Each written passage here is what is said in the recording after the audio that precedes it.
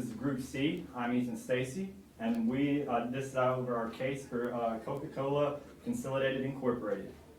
Coca-Cola Consolidated Incorporated manufactures, markets, and distributes non-alcoholic beverages across 14 states and the District of Columbia. The company distributes for Coca-Cola, Body Armor, Dr. Pepper, and Monster Energy. In 1902, the company that later became Coca-Cola Bottling Company Consolidated was founded by J.B. Harrison. The company merged with other bottlers to form Coca-Cola Bottling Company Consolidated in 1973.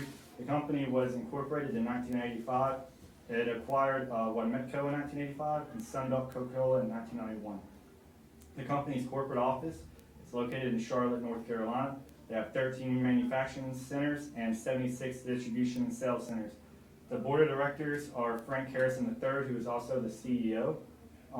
They have 13 board of directors. As of today, Coca-Cola Consolidated Incorporated stock is trading at $271.91. It has grown substantially since going public in 1973. Alright, my name's Hunter. So we have the business strategy. Coca-Cola Consolidated is a low-cost provider where they focus on the specific beverage niche and give it to the customer at the lowest price possible. Coca-Cola Consolidated are known for selling major products of the Coca-Cola Company, but are expanding out from just those products. They have incorporated this by increasing the diversification within the beverage industry. The products that they are now bottling are Monster Energy drinks, Dunkin' Donuts coffee, and also tea products. These products allow them to attract a wide range of customers within the beverage industry. To help support these products, they have expanded their distribution centers across the Mideast. Hey, my name is Bogle, and I'm going to talk about our Porter's 5 Forces model. Our first one, our intensity of rivalry, we deem that as high. There are so many competitors all fighting for their own share of the profits, so we're going to label that as a high force. We also have a bargaining power of buyers, which is another high force. Restrictions of the current collective bargaining agreement do not give Coca-Cola Consolidated much flexibility in their negotiations. Our bargaining power of suppliers is a moderate force. The profits of Coca-Cola Consolidated are directly related to their suppliers' profits. However, they have a long history and good relations with their suppliers. Our fourth one is our threat of substitutes. We deem that as low. The bottling industry is here to stay. We don't feel that there's any readily available substitutes available, so that's a low force. And 5, threat of new entrants is moderate. They are already so well established. However, new entrants can find the industry attractive due to rising revenues and Forces, we have health issues. Health conscious people have affected the soft drink industry in recent years. There are many articles in the media that say heavy soft drink consumption takes years off the lives of the people who drink them daily. This can decrease the market for the soft drink industry, increasing the intensity of competition. The second one is technology. The soft drink industry heavily focuses on supply chain. Business analytical technology is proving to be an important driving factor. Companies that find useful ways to implement business analytics can gain a competitive advantage over their rivals. Third, we have seasonal shortages. The soft drink industry uses sugar in many of their beverages. During holiday season, however, people tend to buy more sugary sweets, meaning more sugar is being consumed. This increase in demand for sugar raises the price, while soft drink providers have to keep their prices the same. This leads to lower profit margins, and it also forces companies to have greater relations with their sugar farmers. Fourth, we have government regulation. Many cities in the United States have issued soda taxes. City governments are doing this to combat how unhealthy sodas are. This increases the product more expensive. This makes the product more expensive to the customer, which incentivizes customers not to buy these products. It is designed to decrease the market for this industry. We have key success factors. The first key success factor is the market research. Coca-Cola Consolidated has been able to adapt to the trends and customer niches throughout the years. The second key success factor is brand loyalty, because they have been around for over 100 years and accumulate millions of customers to the 14 states. They have helped build this by having benefits for the community and youth programs.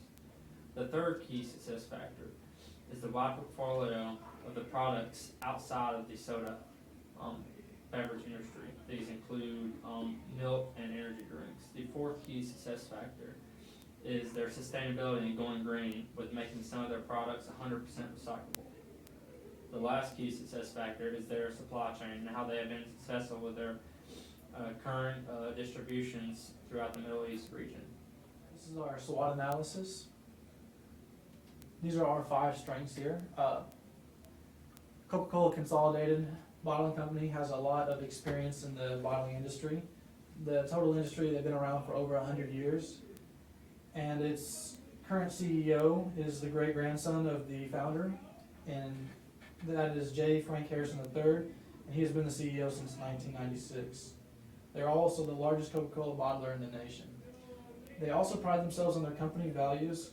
Coca-Cola Consolidated's purpose is to honor God, serve others, pursue excellence, and grow profitably.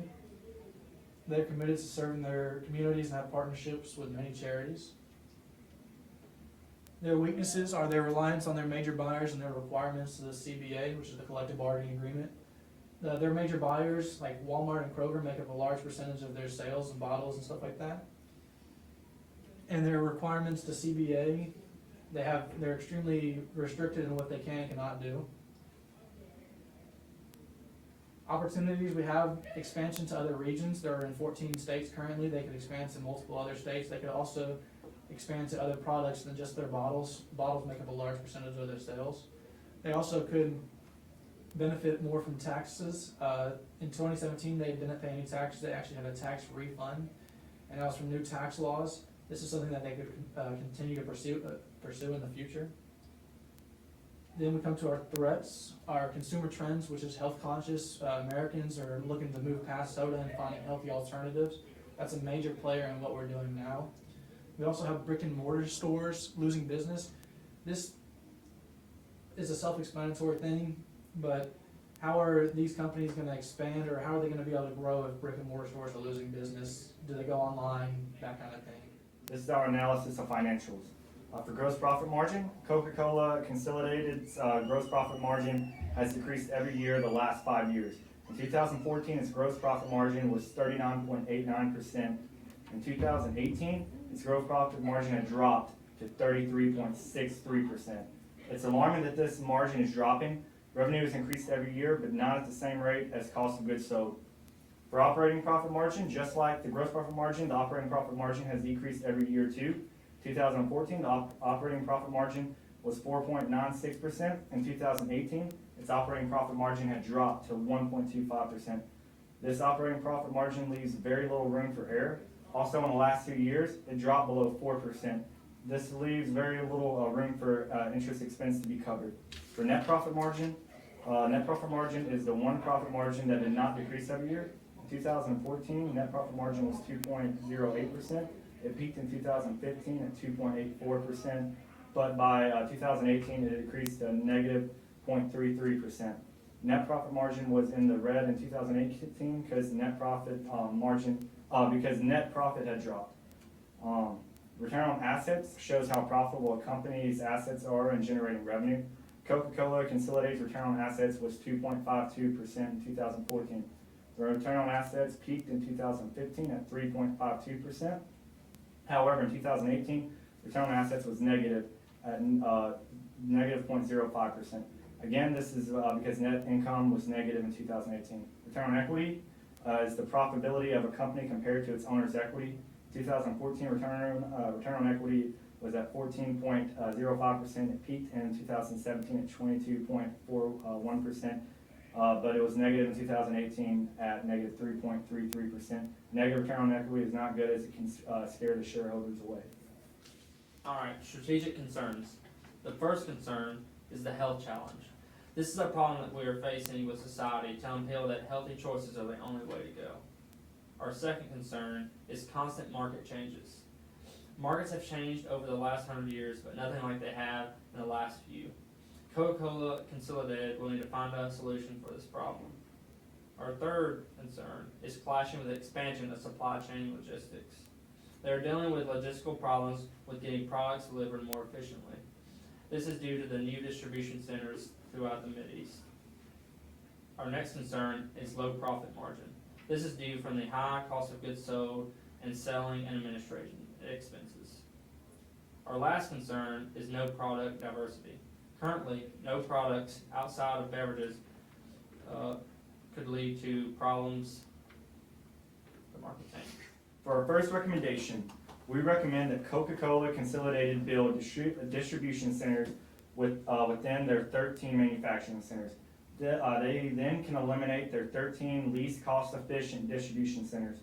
This can eliminate some of the unnecessary costs associated with these distribution centers, including leasing expenses, delivering expenses, and utility expenses. It will help increase their profit margins, which have been decreasing over the last 5 years. Coca-Cola Consolidated will have to add onto their 13 manufacturing centers. They then will cancel their leases of the 13 distribution centers and move the equipment to the manufacturing centers. They will then be able to eliminate the delivering expenses between the manufacturing centers and those 13 distribution centers. This should cut costs substantially. It will also help eliminate utility expenses because electric and water bills for the distribution centers will be eliminated. The utility bills for the manufacturing centers will go up, but only marginally. It will also help with communication for Coca-Cola Consolidated because the 13 manufacturing centers will only have to communicate with 67 off-campus distribution centers instead of 80. It can also cut unnecessary jobs to either cut costs or distribute wages to more necessary jobs.